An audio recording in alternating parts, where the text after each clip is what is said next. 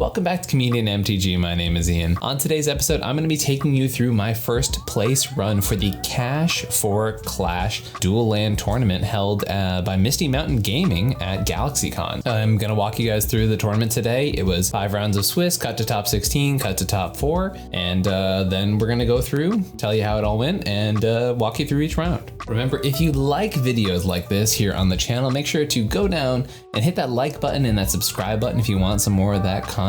Leave a comment, all that stuff. It helps out the algorithm, helps out the YouTube, helps out the channel so much, and all that stuff is free. But if you're feeling extra generous, check out patreon.com/comedianmtg. And by the time this video is out, I'm hoping to have already reworked the tiers, but within the next week, I should be reworking the tiers in the Patreon. I want to get more stuff on there that you guys can use. And specifically, I know my audience is very tournament focused and like learning cEDH for the first time. So please let me know if there's anything down below that you guys are looking for in Patreon perks in the channel. I think you'd want me to do. And once again, I'm a one-man team here, but I'm always open to feedback and suggestions, especially now's a great time as I'm hoping to do that rework pretty soon. If not, maybe already happened. So without any further ado, let's jump into this recap.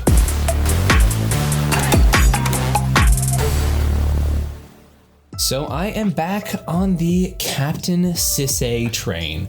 Captain Sisay, as many folks might know, was one of my top decks from last year. It was a deck that, you know, really feels like it exploded out of nowhere at one point. A deck that people respected a lot, but then really got a lot of heat, a lot of traction.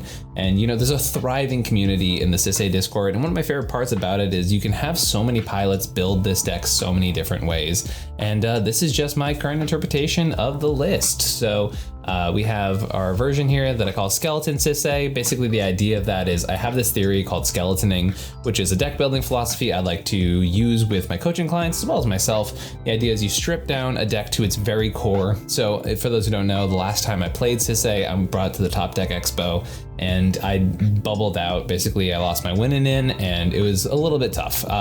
And I just felt like the deck was letting me down a little bit. And my construction of it was not really fueling me the exact same way that I wanted it to, right? So I took my skeleton philosophy, took it to Sisay, and then stripped it down and then put the pieces back in that I felt comfortable with, the pieces that I knew would make me feel like I was playing the deck and playing the deck well.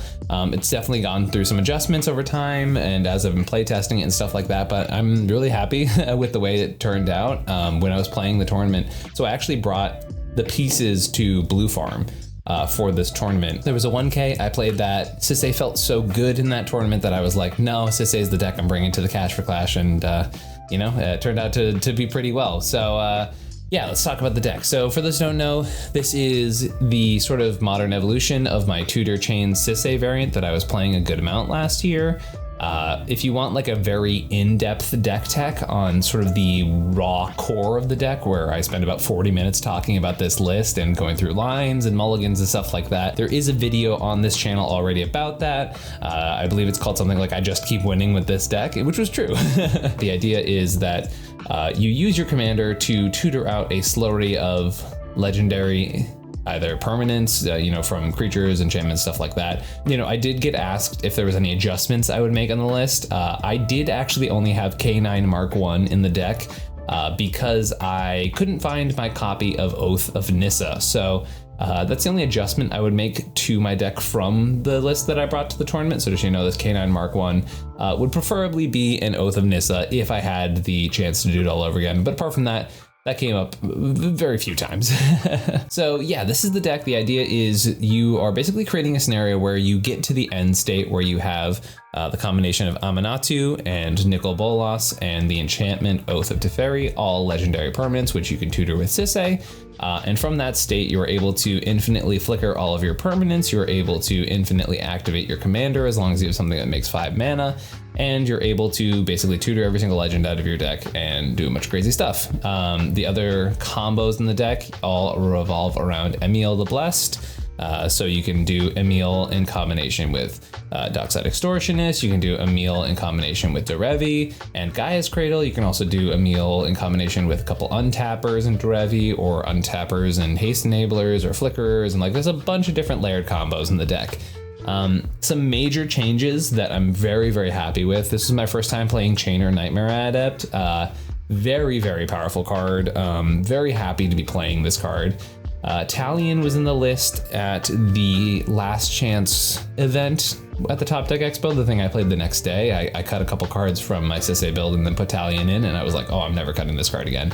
Talion's good in general. Those who have seen me play cEDH recently know I love this card. But specifically in Sisay, it's not only doing all of the great things it's already doing, but it's also adding 2 colors to Sisay, which is like the magic number, right? Urtai was my first time testing this card, and I have historically been a hater of Urtai. I have just, and you know, not saying it's like bad or anything, I just like didn't get it. I didn't get its place in the deck. I thought it was, you know, way more of an interesting concept than it would be like a tool in the execution of the deck. But I was wrong. I'm so happy to admit I was wrong about this card. It came in clutch multiple times during the tournament. I genuinely think it opens up so much more potential for your instant speed lines with the deck. You know, because originally I was under this concept that like you could never hold up mana and just activate Sisay because people would just hate you out of it, which is true, but that doesn't mean it's like never going to happen. And when it is happening, if you don't have tools like Urtai, the deck gets considerably worse. So definitely happy to eat my words on that one. Urtai performed extremely well. Probably will never cut it from the list at this point. Like, it was very, very much a role player, and I'm quite happy with it. I finally caved also on not playing Imperial Seal. That's something a lot of Sisay pilots have done historically, is just cut Imperial Seal from the deck. I'm a giant Imperial Seal fan in 99% of my decks, but in Sisay, it just feels weird a lot of the time, and I have to agree with all the other pilots. I definitely tried to add a little bit more interaction than most Sisay lists have nowadays. You know, I just want to be able to, you know, play the deck as if I'm playing a responsible mid-range deck with also this other plan of doing the Sisay stuff, right? I know historically some Sisay lists have been really, really short in interaction, and I did not want to be those versions of the deck. Apart from that, there's no like giant sweeping changes in the deck. A lot of them were very important micro decisions and things I feel really good about, like cutting my Mox Amber for an Elvish Spirit Guide, which just had more utility in the deck overall, and just like some play pattern differences. But in general, like I really, really enjoy playing Sisay. It's a very powerful deck. The ability to be like completely blown out multiple times and still eventually crawl back, because every tool that you need is eventually going to be there in the command zone as long as you make land drops, is super strong. I think before I tried to sort of like almost gimmick up the deck and make it too synergy based and play a bunch of legends we don't need that don't actually have high card quality, and it just diluted the deck. And I think what I did with this list was, once again, strip out the nonsense, make sure that the core was there, and the core that I felt very comfortable with, and just put good cards in, right? Like, no one's gonna be like staring at Talion and being like, why is that in there in this deck, right? Like, even the cards that I mentioned that are like high synergy pieces are synergistic with enough things in the deck, right? Like Chainer works with so many different pieces in the deck that, like, yeah, it on its own, it's kind of lame, but like, it has utility in like 6 different potential combo lines at minimum, right? So like, that's where things like that just get their utility from. So yeah, deck was huge. Also, sorry, the other big addition that ended up basically winning me the finals match is Smothering Tithe. I have played Sisay without it for a while. I will not go back. Smothering Tithe is so good with Sisay. The ability for her to execute stuff in instant speed is awesome. I think this is like the best Smothering Tithe deck, to be honest, because of the way Sisay works.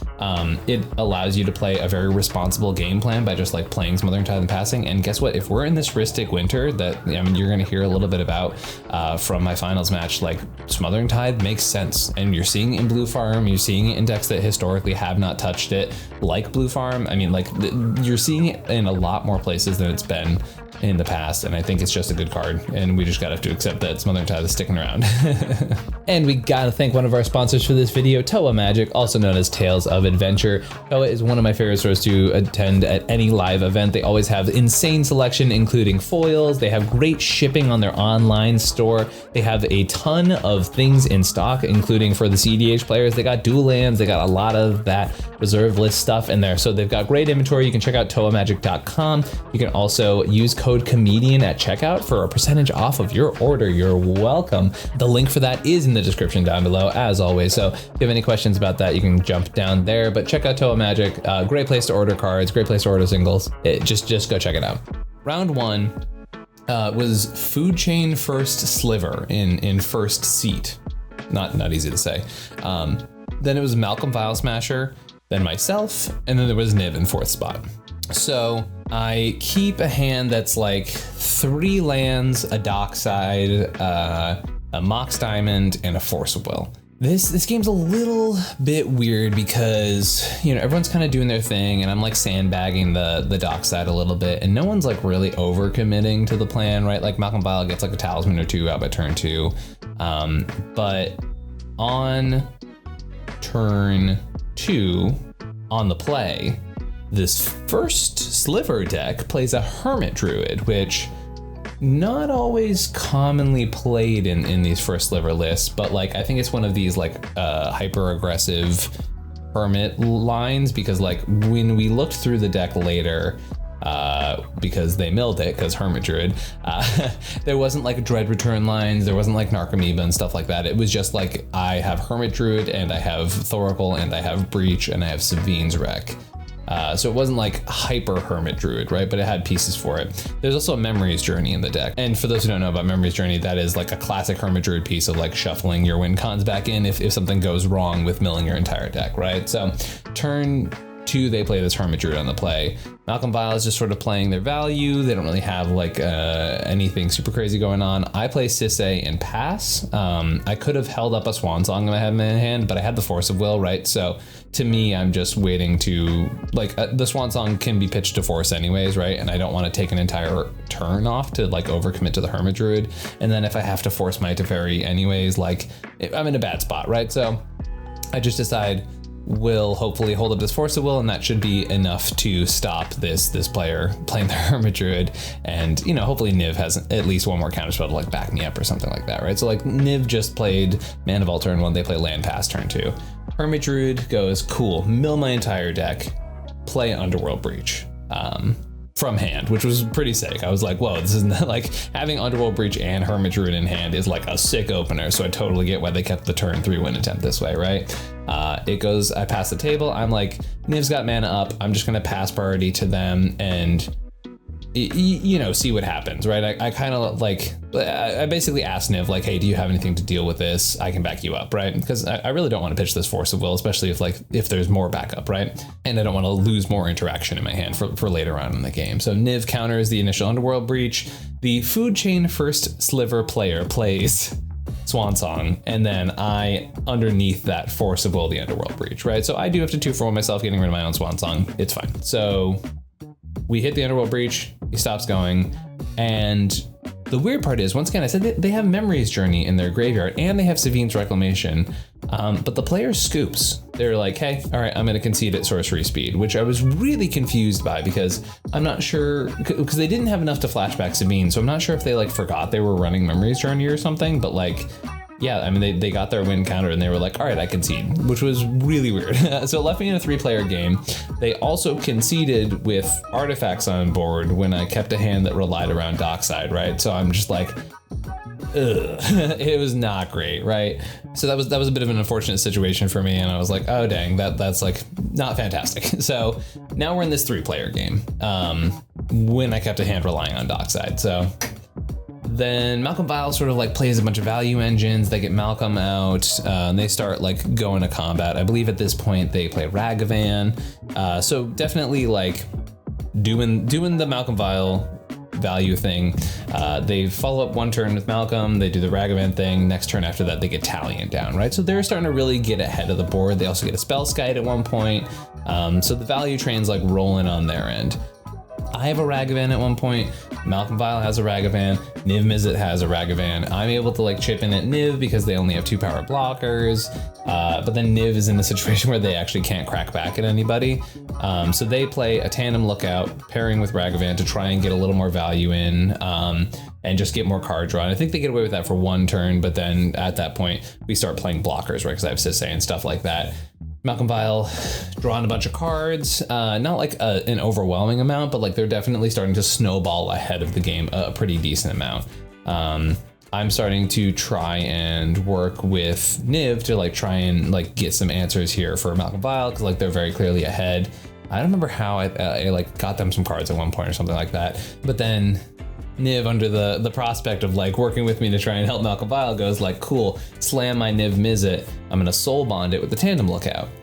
And I had to inform them that soul bond doesn't work like that. So for those who don't know, when you soul bond creatures together, they are soul bonded until one of the pair leaves the battlefield, right? So because Tandem Lookout was already soul bonded with the Ragavan earlier for the value play, right? The soul bond that would have killed us, the Tandem Lookout Niv Mizzet soul bond, did not work, right? So I called the judge over, or I guess the Niv player calls the judge over because I had mentioned that that's how soul bond works.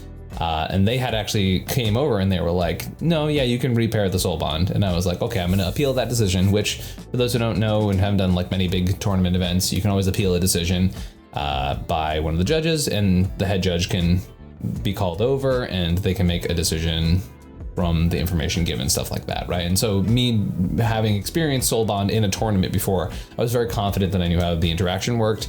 Called the judge over, they called the head judge, they had a discussion, they came back and they ruled it in my favor, which was the fact that yes, you cannot re-soul bond, and once again, unless one of the paired creatures leaves the battlefield first, right? So now there's a Niv on board, there is a soul bonding pair of Ragavan and Tandem Lookout paired together. There's no combo, but like there's kind of a lot of stuff happening over on Niv's board for sure. Now, meanwhile, this whole time I'm like kind of trying to like get ahead a little bit. Like I've been like playing my Ragavan, and like every time I go to like start trying to activate Sisay and things feel like it comes back in my favor, Niv being a very responsible deck and this Malcolm Vile Smasher playing like a decent amount of resources, anytime I'm like going for it in this game, I'm like, Niv is just being a very responsible deck and like hitting the pieces at the right time, and they're playing very, very well. We get back to me after like, I believe this is the 5th or 6th turn, and I go to put Teferi on the stack because I have a feeling like we're finally tapped a little low. Niv was played, and Niv goes to respond because Malcolm Vile doesn't have anything at this point because they've sort of like expended a lot of their resources. So Malcolm Vile passes on it. Well, I guess Niv is first priority, but Malcolm Vile makes it very clear they don't really have anything for Teferi. And Niv, in response, hydroblasts my Dockside, which I'd already played earlier to get a bit of value in the game, right? So my Dockside gets hydroblasted, right? Luckily, I have exactly enough for one activation, right? So Dockside dies, it does disrupt my combo for sure. But with the blast, I have Dockside in the graveyard. What I'm able to do at this point is Teferi does end up resolving. And what I go grab with my Sisay activation, which I had exactly one of, was Tyvar. And luckily there was exactly 5 treasures on the battlefield at the time. I believe it's a little hazy. I remember there was, I believe, exactly 5 treasures in the battlefield, which is like the magic number. So we get to a point where I go grab Tyvar, use the minus ability to bring back the Dockside out of the graveyard, which gives me the treasures to reset. And now I have Sisay at +4 colors. So then I go through and execute my tutor chain line and I win my first game.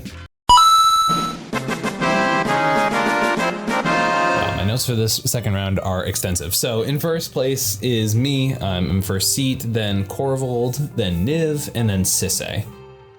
So my opener has a couple cards in it, but specifically it has Delighted Halfling, Mana Crypt, and Chainer. And these are like the important cards about it, right? So turn 1, I end up drawing a Bloom Tender, which is awesome. Like great first draw for this game.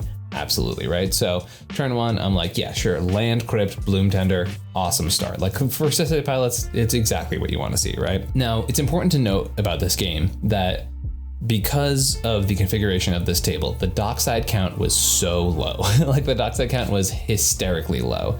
Like at one point, Corvold plays, I think, very late in the game. They start playing a couple value enchantments, but like in the beginning, I think their only thing was like an LED and like a talisman.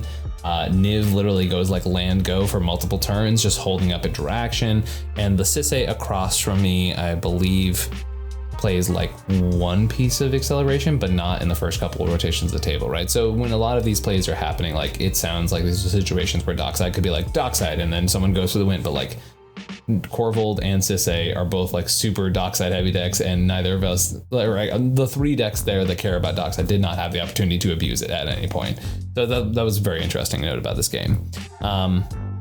So I have that tender. I then am able to go, okay, turn 2, I'm gonna play my Chainer, right? So my opponents read Chainer, they're all very scared of Chainer, which understandable. With like Chainer is very good in the deck.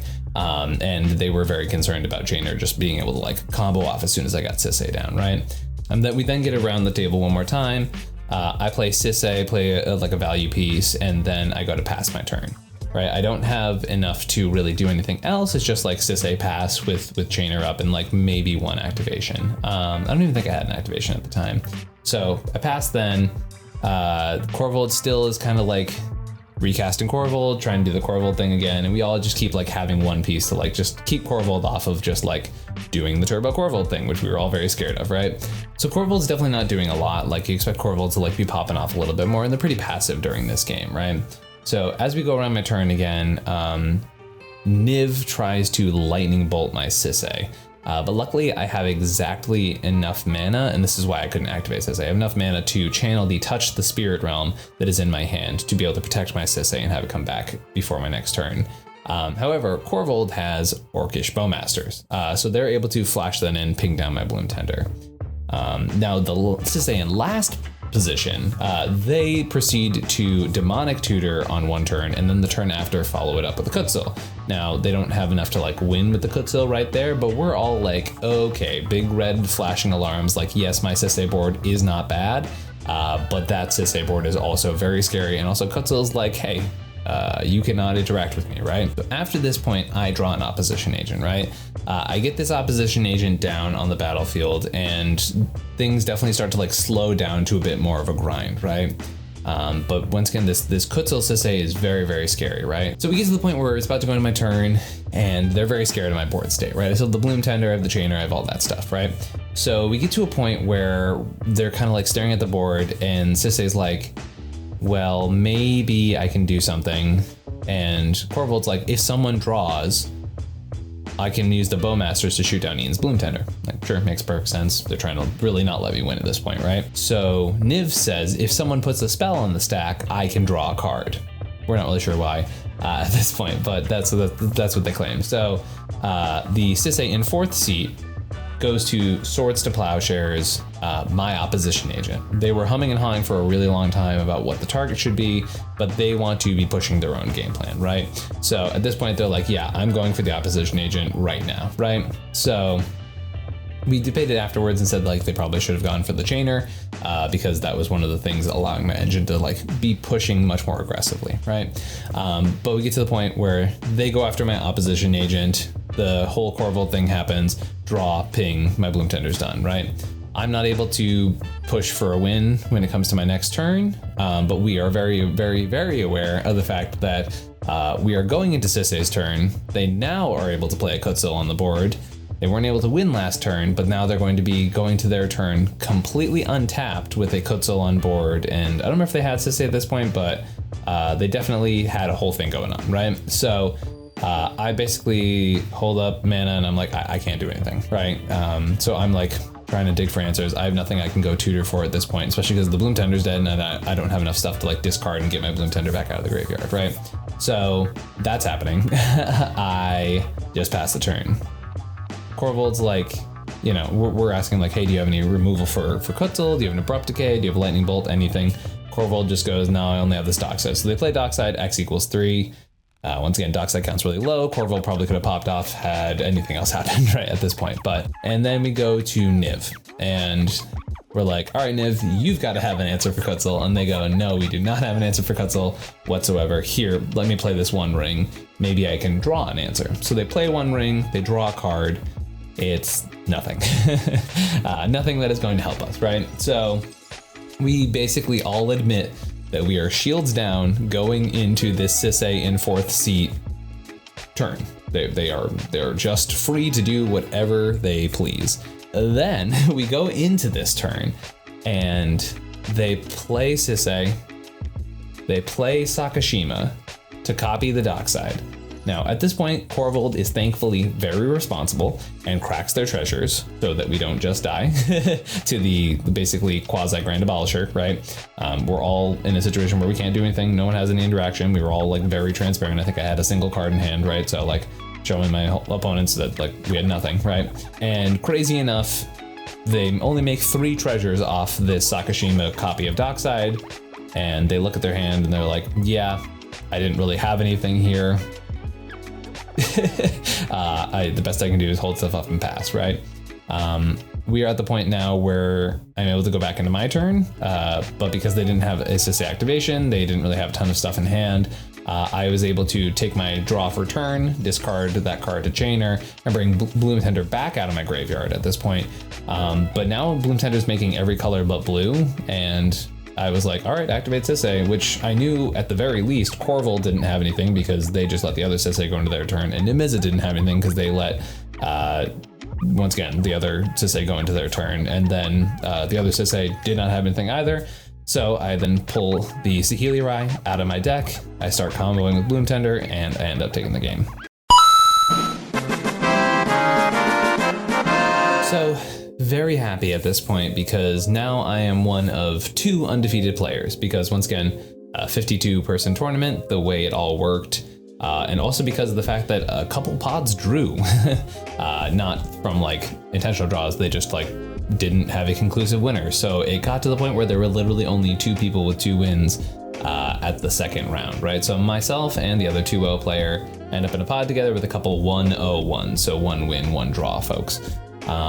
This was an interesting pod. So in first seat is Blue Farm, second seat's Atraxa, third seat is myself, and last seat's Kinnan. So this is one of those weird hands where I struggled with the keep for a really long time. So it's 2 lands, one of them being a Gemstone Caverns, right? I have a Vampiric Tutor and a Wishclaw Talisman in this hand, and it's sort of a situation where like I don't really love the idea of keeping this hand, right? Like it's very much like, I put it basically like very all in on the tutors, and like the biggest downside of this hand that I haven't said is that I have Nicol Bolas in hand, right? And Nicol Bolas in hand is like one of the nightmare scenarios because it means you can't just tutor chain to win, right? You can't just pull those cards out of your deck. It means at one point I have to hard cast Nicol Bolas if I want to win the game. And that's the pit, like truly just the worst. I think I also have like an MBT and a Silence in the hand as well. So, you know, this is my problem with the hand is that like it's nice and tutors and interaction, but that Nicol Bolas is just staring at me. He's just looking there in my hand, rotting away. But I eventually decided to keep it, right? And I'm not going to hyper tutor for Dockside in a pod like this, just because like Blue Farm I've seen have many games where they feed Dockside for like 2. You know, I've seen other games where it's the opposite, right? But like most of the time they do not feed it crazy. Atraxa I've seen just full mana dork hands, and then Kinnan can super feed Dockside. They also can be dork heavy as well, right? So I'm like, no, I'm just gonna tutor for a Bloom Tender turn 1, right? Like, what is the worst case scenario in that, right? So I believe either the end step of player 2 or the end step of player 1, I end up vamp tutoring for a Bloom Tender, right?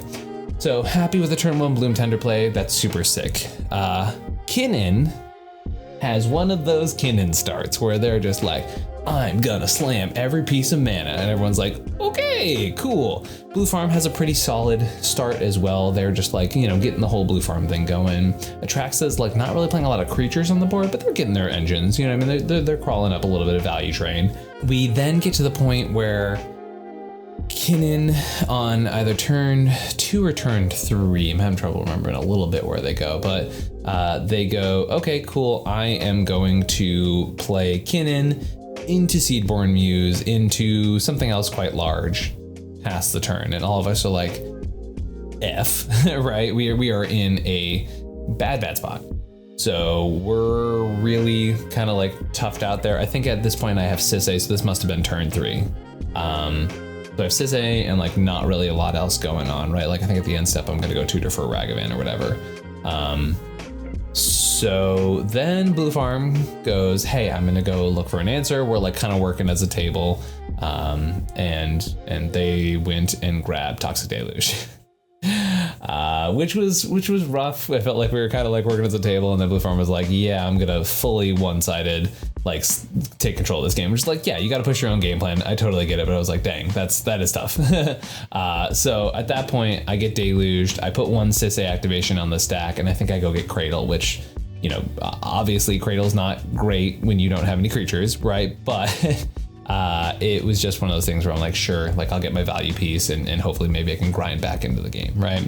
And I have the Wishclaw Talisman in hand too, so like maybe I can get something funky going on, right?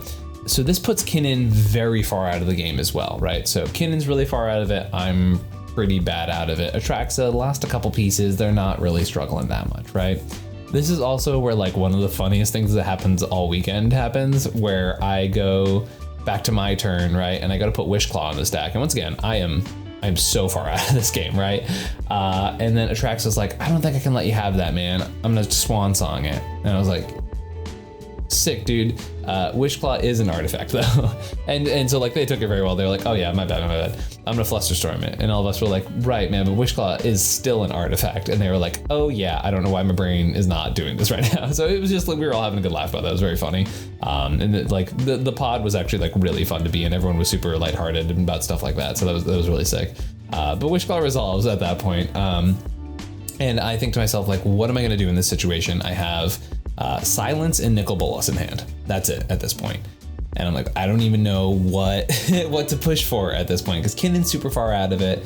And so I'm like, might as well try the oldest trick in the book, right? Like maybe that will help somewhat, right? So I'm like, hey, Kinnan, can I pass you my Wish Claw?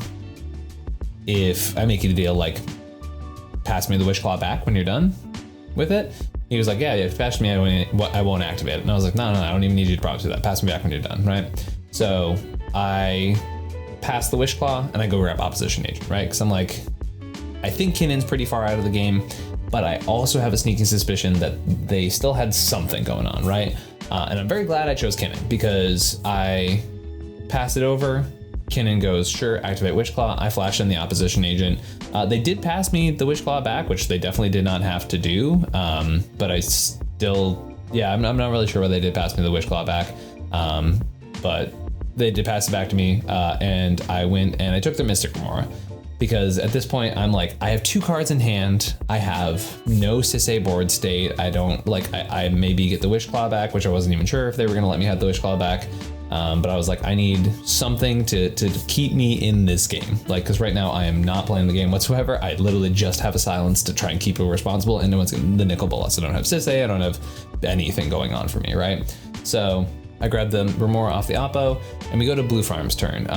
While I was searching the library of Kinnan, I did search Kinnan's hand and see that they had Coma and they also had Trophy Mage. So you know, there was actually still a chance they just untapped, played Kinnan again, played Trophy Mage, got Basalt, and just popped off at that point. So like, I ended up being pretty happy about the fact that I hit Kinnan specifically with that. And also one of the reasons I attacked Kinnan specifically with the Wish Claw and passed it to them specifically was, one, if things went wrong, right? Like Blue Farm had some cards in hand, Atraxa had some cards in hand, right?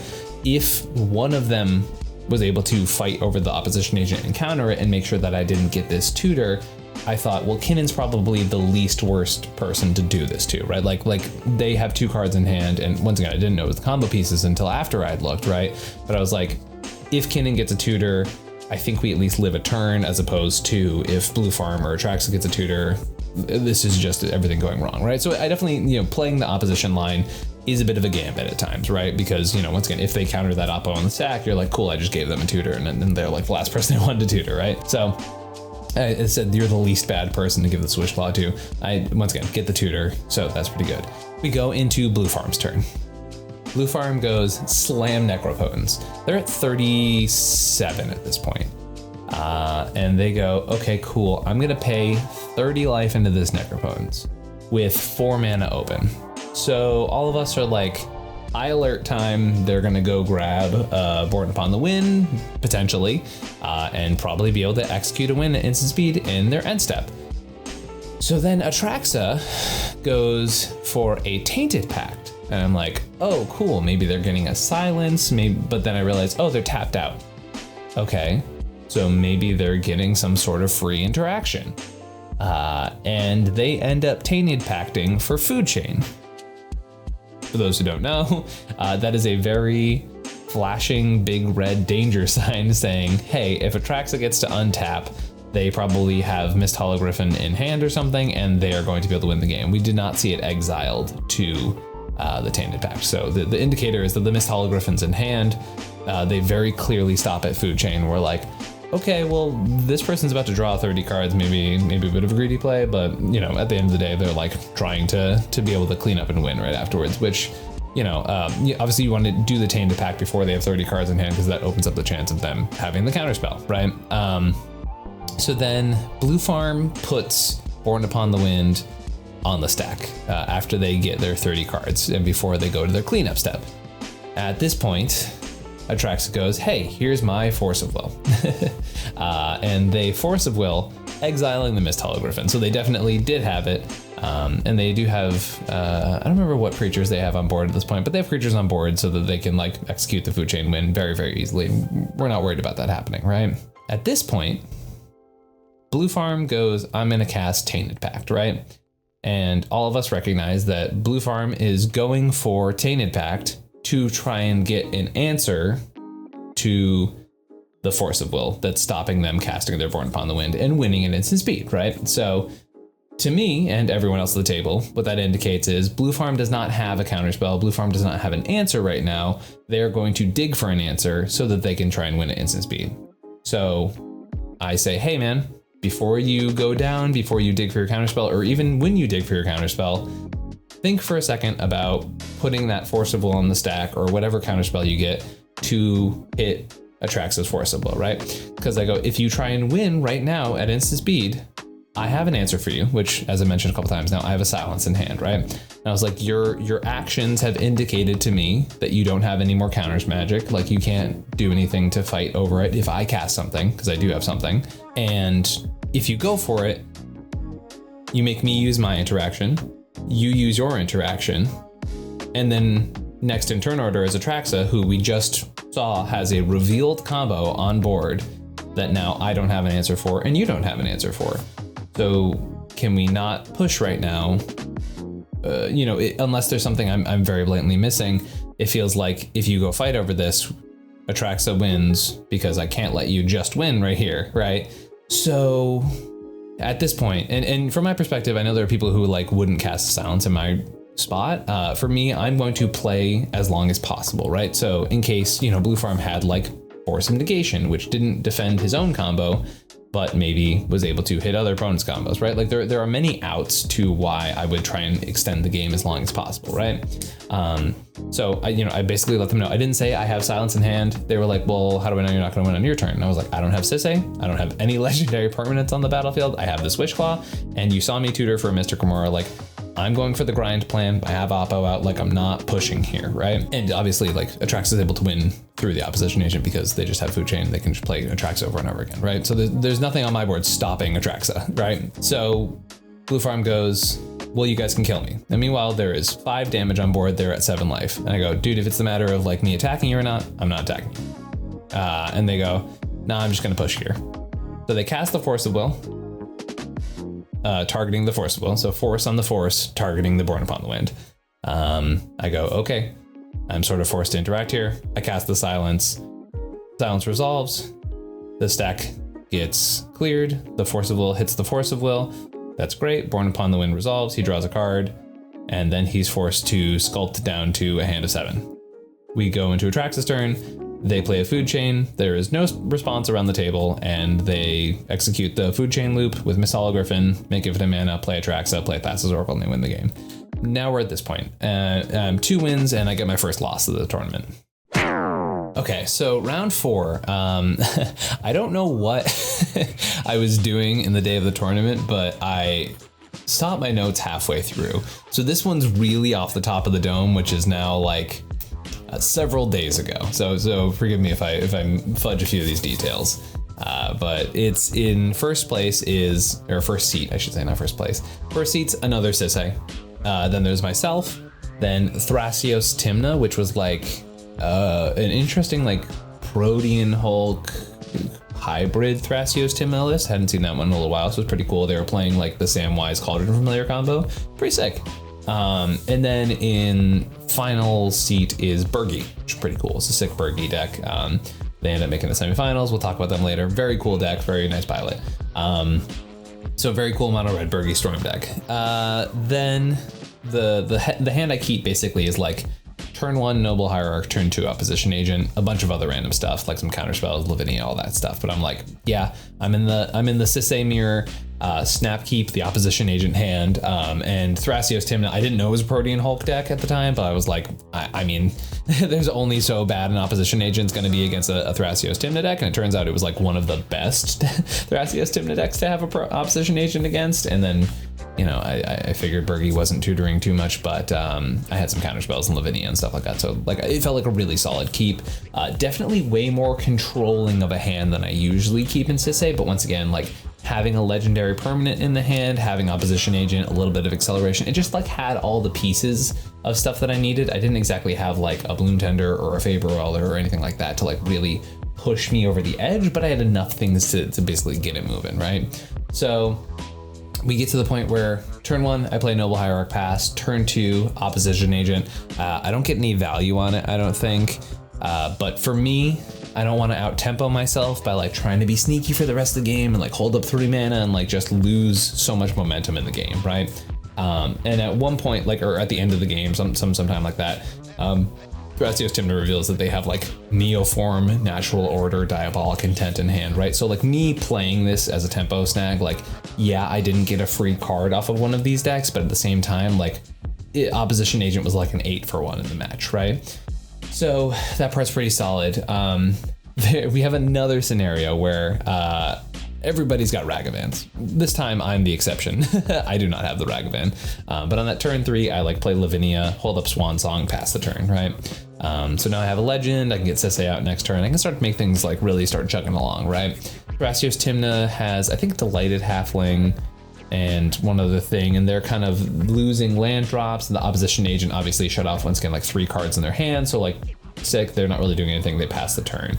Bergie goes to attack into Thrasios Tymna with Ragavan, and Thrasios Tymna actually blocks with Delighted Halfling to take them off the tempo because I think they were worried about them being super explosive, which we kind of like talked about it later on, and we were like, well, the other Sisay also had a Ragavan, and it was like, that's like much more of a deck that you do not want to have a Ragavan, or, you know, basically, you know, I don't remember the exact details of how insane Sisay's board was, but it was one of those things where we were all very aware as soon as they drew an answer to my Opposition Agent, we were dead at instant speed, right? Like we were dead at like immediately if Oppo went away, right? So, but unfortunately they decided to trade with the Bergie player, right? So now we have 2 players that are like hyper out of this game, right? Like the Thrasios Tymna just has none of their tutors working. A couple times, like I'm pretty sure the only other play they make throughout the game is like hold up a counterspell and like play Thrasios, right? Like they are not doing a lot at all, right? I'm playing like a very slow game with Lavinia and stuff like that, right? Like I'm just holding up Swan Song and passing the turn. At one point, we are turns in. I mean, the other Sisay has played like Kinnan and has made a bunch of treasures and just like has everything but the answer to my Opposition Agent out, right? Like I am like, there's no way as soon as Oppo goes that I'm fighting anything. Bergie eventually gets Bergie out, and turn 4, I believe, they start going like red cantrip into red cantrip into red cantrip, just like draw, put a bunch of stuff in graveyards, put Underworld Breach on the stack. Luckily, I did have the Swan Song to stop the breach. Now, the other Sisay had sort of like implicated that they had some sort of counterspell earlier in the game, but it turns out they did not. So it gets to me, once again, I Swan Song the breach. We don't die that turn. Yeah, and it was also like very clear.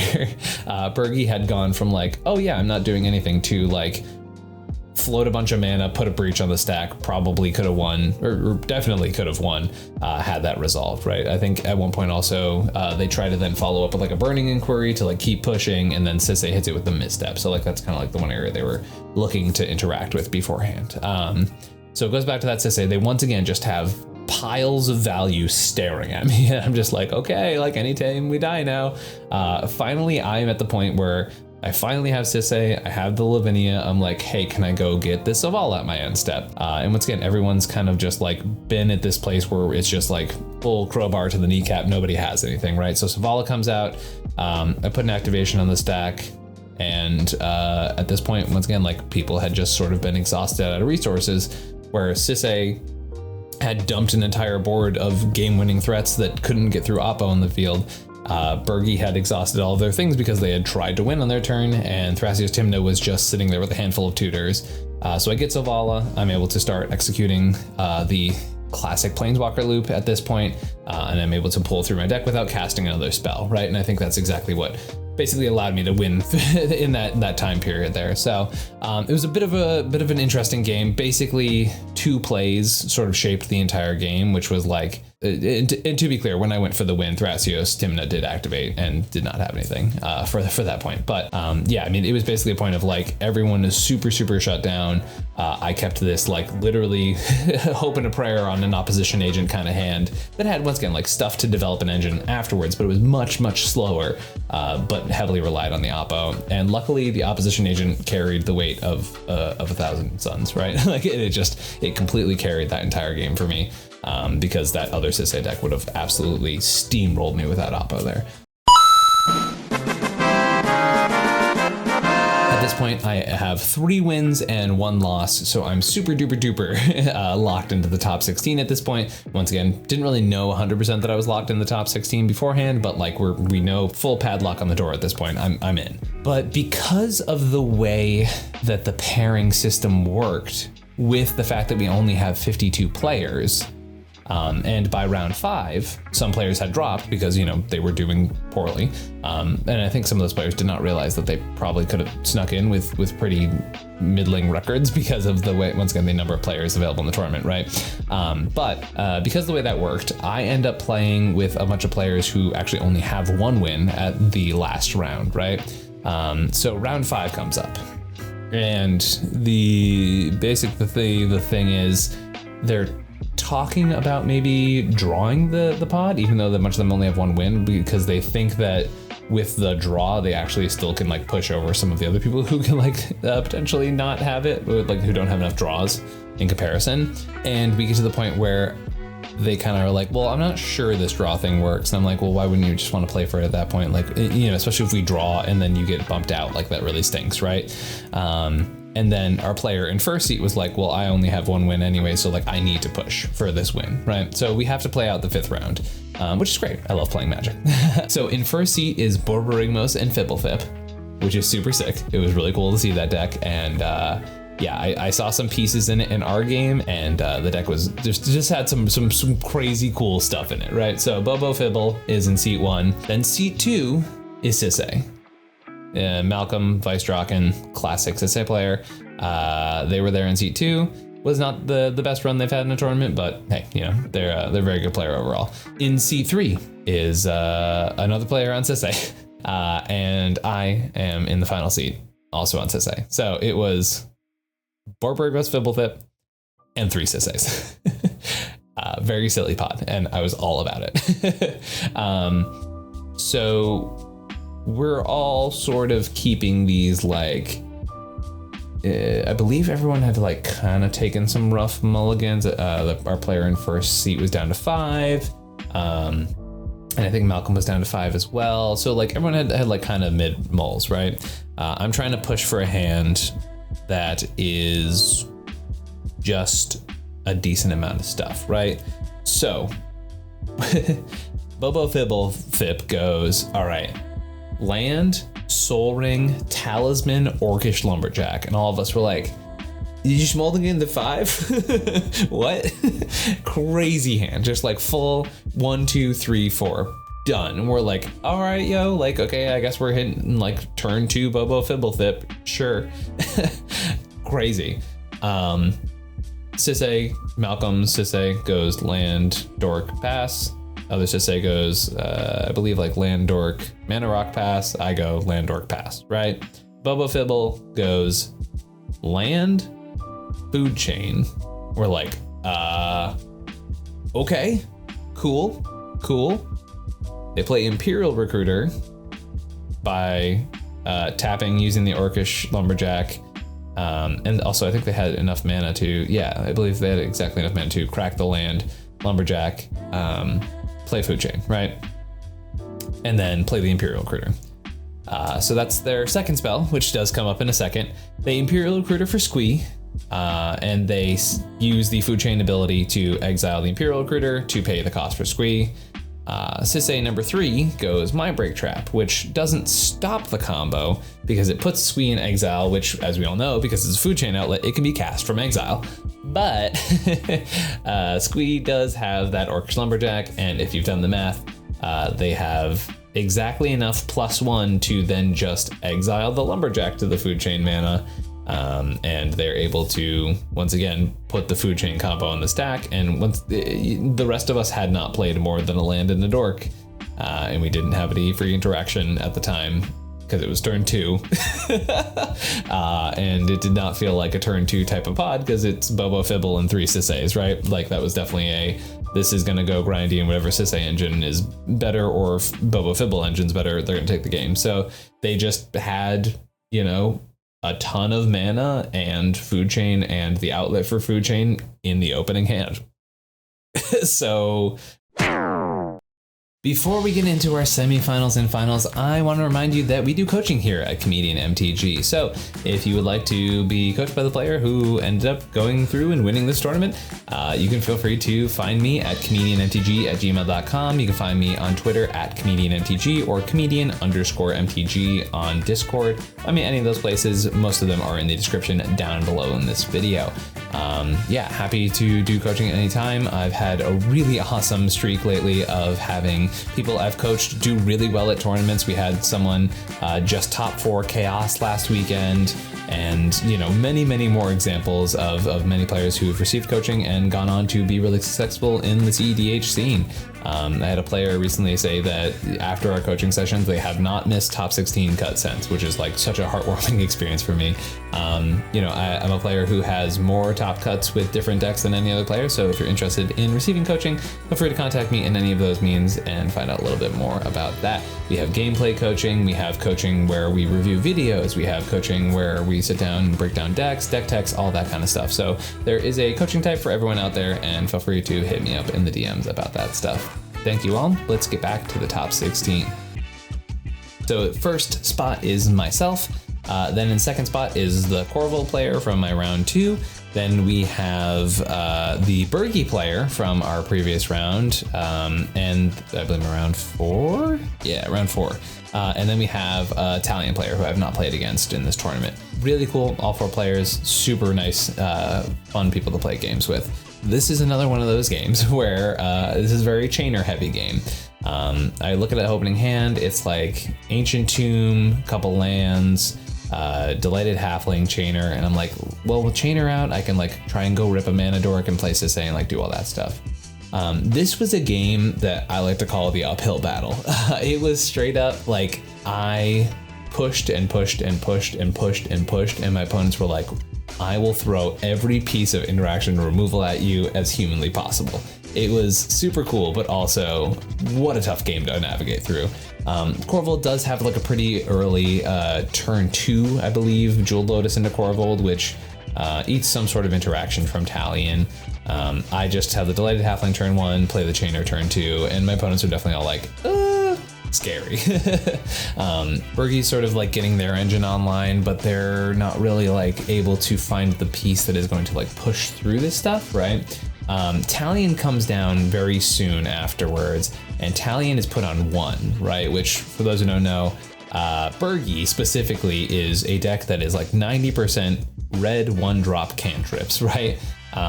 So it's, I believe the exact sequence was there was an Orcish Bowmasters that came down, and then the Talion came down on 1.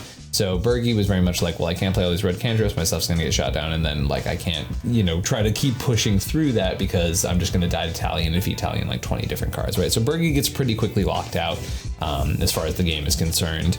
So I draw Gaia's Cradle, which ends up being like a really huge piece for this game. So we get back to my turn, I play Sisay, I play Gaia's Cradle, I pass the turn. So I have enough mana with Chainer to put 1 activation on the stack. I sort of play a patient game, Corvold starts playing a few more engine pieces, we have to interact with one thing here or there, but apart from that, Corvold doesn't really get back online very quickly. They have like 3 or 4 attempts to like explode out with Corvold, but they don't get there.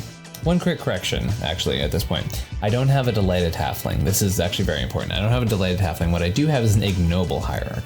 Delighted Halfling was a different game this tournament. And this is very relevant because what it means is that my Sisay has exalted, so that there are times in which I can go to combat and actually pump Sisay's power by sending her in alone to do the attacking. And this comes up. So anyways, we go around through a rotation of the table. Talion's doing the whole control thing. Everyone's kind of like, you know, on the like, oh crap, Talion plan, right? I go to put a Sisay activation on the stack, and through some means or another, I think it's a lightning bolt from Bergie. But yeah, my chainer gets bolted with that ability on the stack, which I'm like, okay, super fair. I was probably going to go grab Zavala, or I was going to go grab like Teferi and like just win the game on my next turn, right? So chainer gets bolted, meaning that there is no more legendary permanents on the battlefield, and I can only get a legendary permanent with mana value 2 or less, right? Or sorry, 1 or less, because Sisay only has 1 power at the time.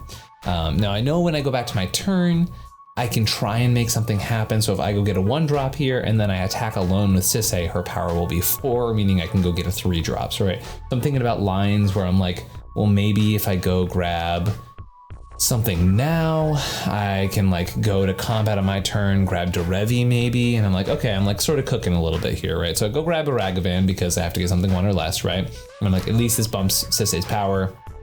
Let's see what happens, right? So we end up going to combat. I swing in with both of the things because my game plan instead, right, is actually to go grab an Agatha's Soul Cauldron. Because I have Gaia's Cradle on the battlefield, it's basically going to double the amount of Sisay activations I have every single turn, right? Because Cradle means that you can tap for a bunch of green mana, and Agatha's Soul Cauldron fixes the mana I need to go for it, right? So they debate for a really long time about whether they let me even get this activation off or they kill the Ragavan and all that stuff. And they end up letting it happen. So I go grab Soul Cauldron, and I believe I passed the turn at this point. Yeah, so the amount of debate that happens in this moment puts my brain on, oh, well, they have at least something that's going to mess with me, right? Like, so I probably don't want to like push here, like I'm going to look too scary, yada, yada, right? So I get Soul Cauldron and I just pass, right? And we get to a point where like, so Corval does push for the win a little bit, but they're at the point now where their commander text is way too high, and the players are at a point where they can't like force draws to make Talion trigger and have the OBM trigger, right? So like, it's definitely this situation where it's like Bergie and Talion versus me at this point in the game, right? So they pass the turn, and it's revealed at one point that Talion does have an Orcish Bowmasters and a Time Twister in their hand. So they could have cast Time Twister on their turn, but there was a bunch of stuff about like, okay, well, that would have forced Bergie to use interaction because it would have wiped the board, and even if it did wipe the board, I could have gone and grabbed K9 out of my deck because I am playing K9 instead of both of Nissa, and that would have meant that like you couldn't shoot down any of my legendary permanents. So there was like a bunch of different stuff like that. So in this rotation, it's very clear that my Gaia's Cradle is a problem. I have a Bloom Tender as well. Like I'm definitely starting to like pull the pieces together, right? But my board state is quite scary, right? And that's something that my opponents are very afraid of, right? So we go to Talion's turn, and I actually pass in the end step because it's very clear that they're like going to try and get rid of Sisay because they've been very blatantly talking about it at this point, right? They still see me as a threat, which is true. I have a lethal board state that I'm able to go into my turn having, right? So they pass the turn on that. We get to a point where they go to, I believe I go to put a Bloom Tender activation on the stack, right? Because I have 2 activations at this point because of the Soul Cauldron, right? They go to kill my Sisay. At this point, I'm like, well, here's my second activation, right? And then just the stuff starts flying at me, right? So there's already a Chaos Warp targeting my Sisay, meaning that on my next turn, I have to like commit the resources into the Talion, a bunch of stuff like that, right? So I put another activation on the stack, and they Assassin's Trophy. Corvold specifically Assassin's Trophies my Gaia's Cradle, right? Which once again, I've been relying on this sort of like Agatha Soul Cauldron combination of Agatha's and Gaia's Cradle to like be propelling me forward in this game, right? So the Soul Cauldron, yes, that doesn't happen, and that the activation's still on the stack, to be clear, and the Gaia's Cradle goes away, right? So at this point, they're like, well, okay, he can still go search his library for Derevi right now and untap Bloom Tender and get more activations and like just start like doing crazy stuff in the end step, and then therefore like basically guarantee that he wins on his turn, right? So for clarity's sake, I would be able to like go grab Derevi and then probably just go grab Teferi and then have a very protected turn going into it, right? So at this point, they're like, yeah, we can't just stop. Once again, there's still a Chaos Warp pointed at Sisay. So Sisay is going to get beefed. It doesn't matter. And they go, okay, we're going to Deadly Rollick also your Bloom Tender. So that gets exiled. I have 2 Sisay activations. I think I don't remember the exact 2-drop I got, but I go like, grab a 2-drop, go grab Selvala out of my deck, right? Because at this point, I'm in recovery mode. And I actually don't have more legends. What I have is I have counters on Sisay from Agatha's Soul Cauldron putting stuff on her. Right, it was like a chainer in the graveyard and the Orcish Lumberjack from Korvold, right? So I have counters on Sisay. I don't have more legends in the battlefield, but she has enough power where I can start pulling 3-drops out, right? So unfortunately at this point, she does get hit by the Chaos Warp and a bunch of stuff like that, right? So I go to, once again, on this end step, activate Sisay. I get my Gaia's Cradle Assassin's Trophy, I get my Bloom Tender Deadly Rollick, and I get my Sisay Chaos Warped, right? All of that stuff, boom, exploded onto me. But I do have that Sisay activation that is over the top of the Chaos Warp, which allows me to pull Selvala out of my library. So I go into my turn with a Selvala, and it still seems like even with paying the 5 mana, because I've just been making land drops this game, right? With paying the 5 mana for Sisay, I can still activate Selvala, play Sisay, get enough mana to be able to start like doing some crazy stuff, right? And luckily for me, this helps a ton. I get to the point where I do top deck a Dockside, right? I didn't necessarily need the top deck Dockside, but it helped make things a lot smoother, and it basically cleared up my win a considerable amount, right?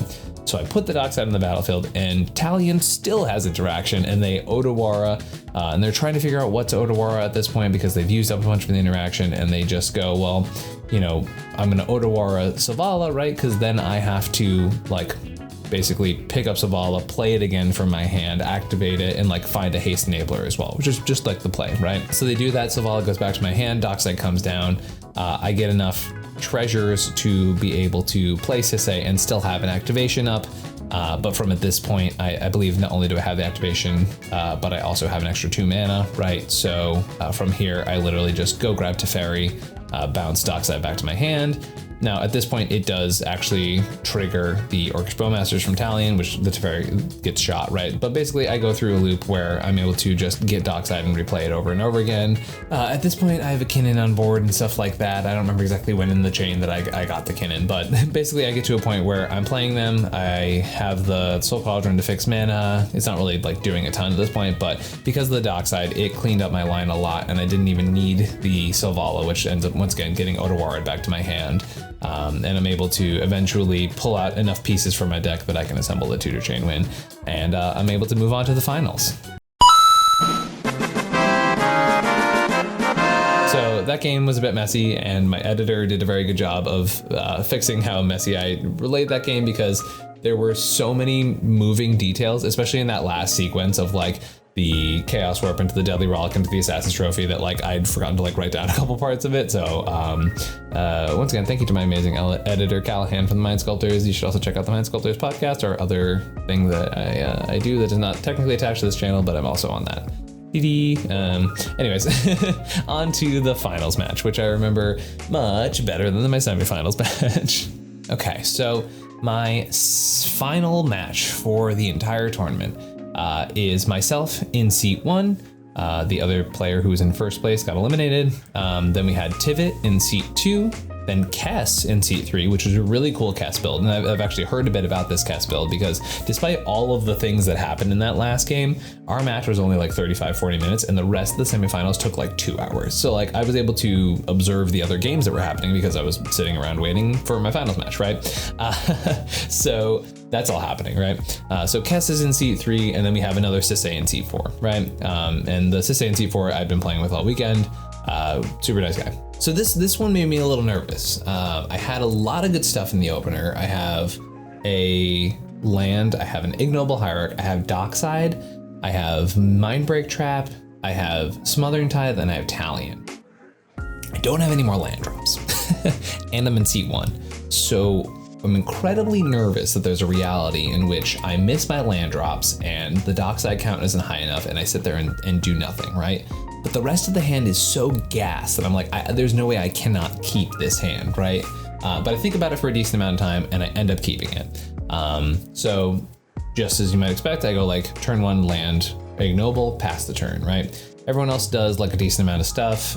Kess is like kind of playing this like land, Soul Ring, land pass kind of game plan for a considerable amount of time, right? They're clearly like a very reactive instant speed style, but also like stormy Kess thing going on, which was really cool to see actually.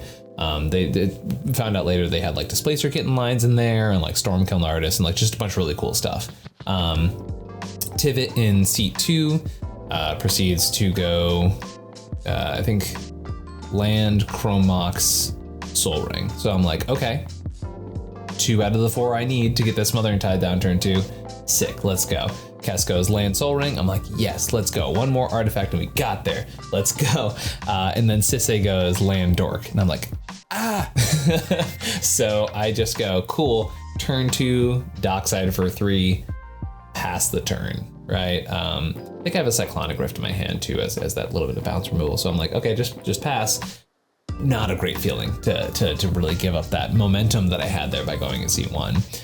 Tivit goes, cool, play my land, 1 ring, draw a card. We're like, uh-oh, super snowballing ahead. I've missed my land drop, super far behind, right? Kess just plays like Lotus Petal pass. So Sisay turn 2 then goes, I think they played like 1 more land and they really just passed it up. I think they end up playing a Ranger Captain into an Esper Sentinel, but I think that's turn 3. So that waits a minute. So I play that Smothering Tide, then we go to Tivit. Tivit just land goes, right? I think they just don't want to feed me a bunch of treasures, right? Kess does like another land go thing, like they're just clearly holding up some sort of something to like get us, right? The Sisay player in last seat goes, all right, I'm gonna play Ranger Captain, and all of us are like, okay, I think they only have 2 or 3 mana left. They probably just can play Sisay. We're probably not dead at this point, right? We're all kind of like gauging where they are and like how dead we are. And they go, nope, just grabbing Esper Sentinel. Okay, sick. Cool. We're not dead. We go to my turn. They play the Esper Sentinel, to be clear, right? So through a number of interactions, I have gotten some treasures at this point, right? So I am then able to go land, play, I think I play Talion, Blind Obedience, and Sisay this turn, I'm pretty sure, because of all of the treasures and drawing cards and all of that stuff, right?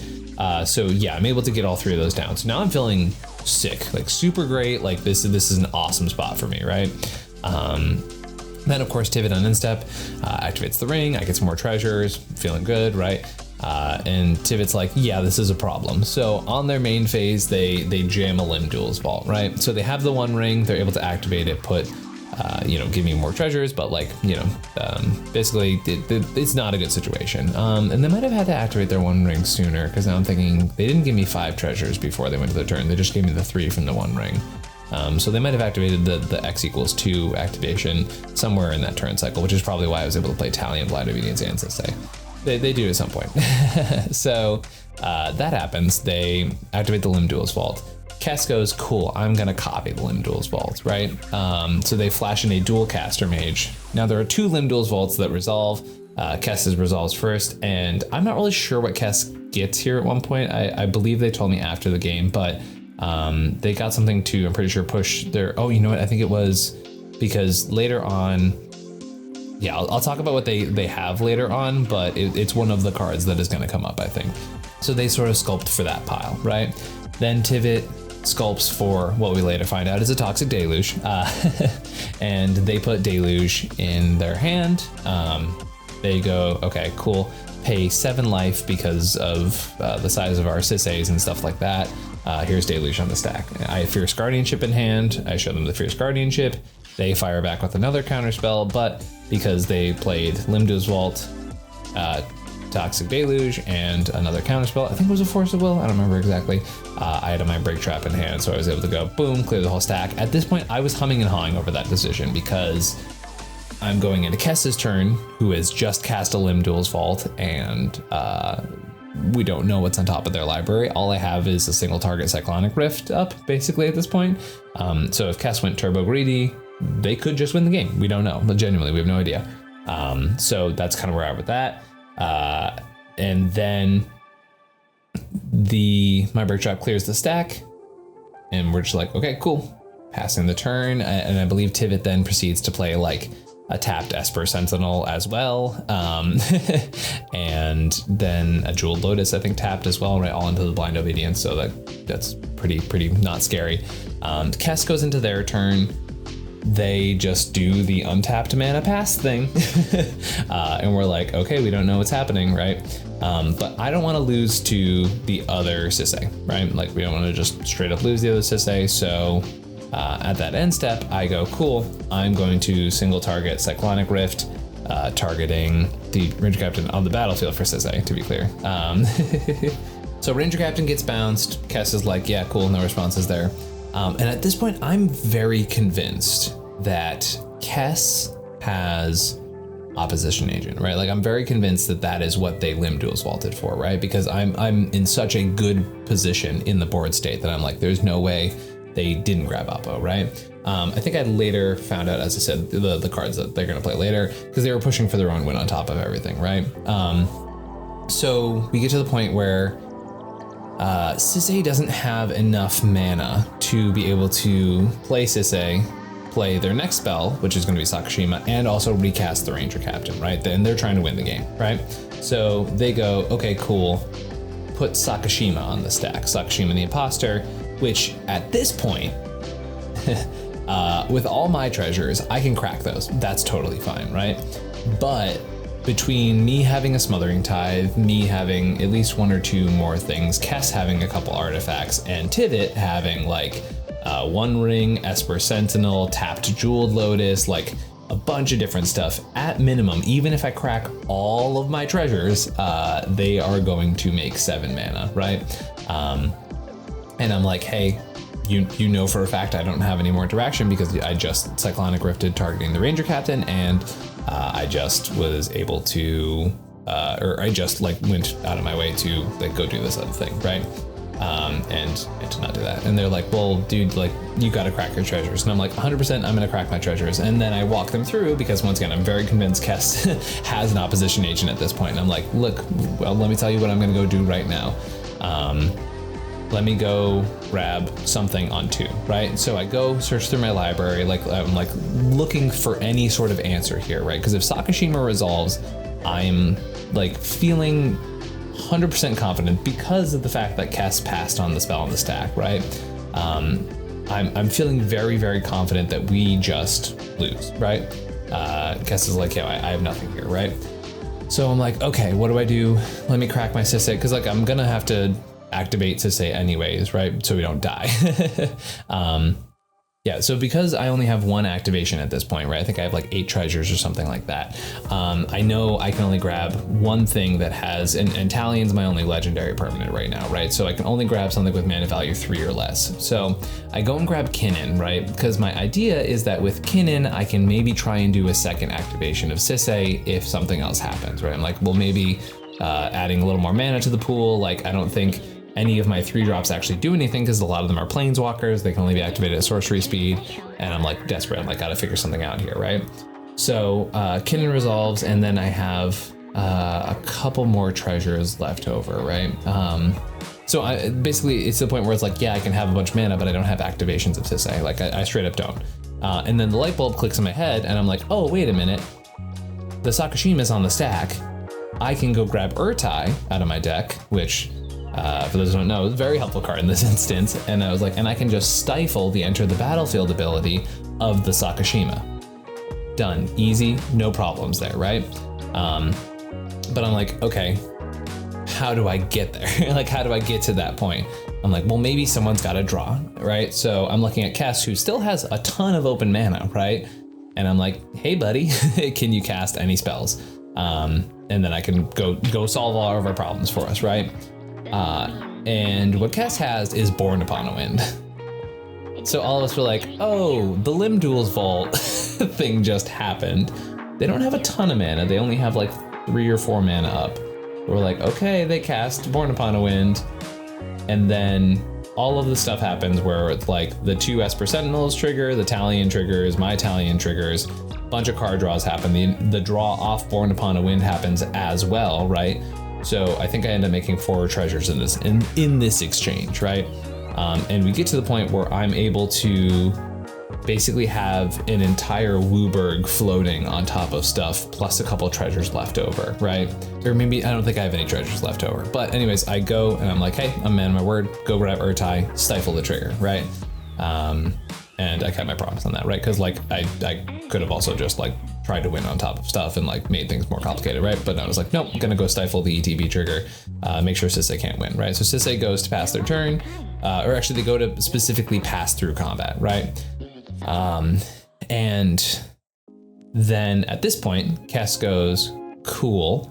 I'm going to cast Rite of Flame and put my own Dockside on the stack at instant speed, still with a very full grip of cards. And I'm like, okay, well, I'm going to go activate Sisay one more time, right? And at this point, I go and grab Sakashima out of my deck, which then comes in once again as another copy of Dockside. And with the Kinnan and everything like that, with Kess's Dockside on the stack, I'm then able to make enough treasures to be able to once again activate Sisay, go grab a meal, and be able to present a loop where I create infinite mana over the top of everything, right? Now, meanwhile, Kess still has Flash, right? And I could die at this point, right?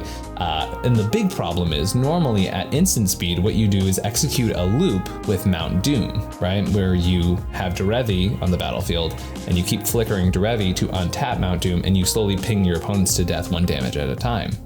Now, the problem is Derevi has been rotting in my hand for 2 to 3 turns now. Which is not great, right? So I'm like, oh geez, what do I do? So I come up with this very harebrained line where what instead I do is I go and grab Selvala out of my deck. And with Selvala triggers whenever the creature with the largest power enters the battlefield, right? So I'm pulling all of the relevant legends out of my deck to like put them on the battlefield, but they're not changing much of anything to what's going on right now.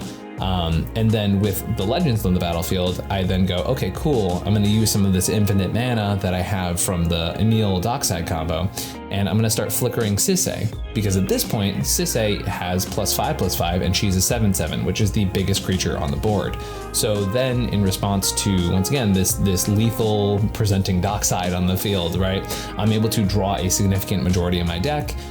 With a good amount of my deck in my hand, I then flicker the Urtai to be able to use its enter the battlefield ability as a counter spell to counter the Dockside. And I present this loop where I basically have most of my deck in my hand. I have the ability to flicker Urtai over and over again to just counter any spell or ability that could possibly be put on the stack for my opponents. And then they know when they go back to my turn, I can execute the Planeswalker loop and deal infinite damage to each and every one of them, or just play the Derevi out of my hand, do the Mount Doom thing. So I'm able to win at that point and take down the tournament, which was crazy because of Smothering Tithe, I'm able to basically be in this position where I'm fighting multiple win attempts at instant speed and able to then proceed to push my own win with flash speed. So it was a crazy game. All of my opponents played super well in that game. Everyone put a win attempt on the stack except for Tivit, who was like in a hyper controlling position for a while, but just also kind of on the back foot in this. And we also talked about like they were in a pretty good spot had they gotten to untap with all of their draws from One Ring and stuff, and had they not have been forced to like tap out for Deluge on their return too, right? So crazy finals match. Smothering Tithe is the turbo super mega MVP of that game. Without any comparison, right? Like it was just, it put in so much work. Now, them having a bunch of card advantage engines that then triggered Smothering Tithe multiple times per turn definitely helped a ton. It was super interesting to have that weird like choke point in the game where specifically getting enough draws to get me an activation to get Urtai to stop the Sakashima was good, but then also like there was exactly enough draws because the win attempt being put on the stack that also created a scenario where then we had to fight over that as well. And it was just, yeah, absolutely crazy game. led to some insane plays, and it was an absolute blast. Yeah, I had a great time with it. It was a great time in this tournament. I'm super happy to have another win to my name, and yeah, it was an awesome time. I know now this also like qualifies me for the Misty Mountain Gaming is doing like a Time Twister qualifier, which I'm really excited to participate in. Let me know what you guys thought was the most interesting part of this run. It was a really fun tournament. I had an awesome time doing it. What do you guys think? Any interesting plays, any interesting decks? Big shout out to Callahan, because I know this is a really long one and they're an awesome editor, and I appreciate you so much, Cal, and please keep working for me. I'm sorry I gave you a 2-hour video. Thank you all for watching. This has been awesome. Leave comments down below. What did you find interesting about this tournament? What were some interesting points and plays and stuff like that? Yeah, I really appreciate y'all coming and showing up week after week. Remember, we do cEDH coaching. Hitting the like and subscribe button helps a ton. Check out the Patreon. Remember, leave those suggestions for Patreon down below if you have anything interesting and stuff like that. Not gonna keep y'all here any longer. It's been a long one. Thank you so much for watching this video, and I'll catch you next time. Peace.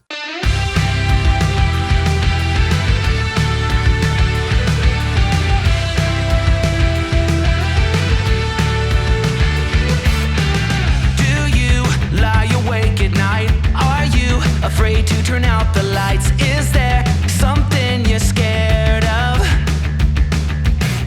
What's there out in the dark? Make sure to keep all your windows locked. Do you surrender? You try to stay awake. These walls you can't escape. Here's one for the lonely.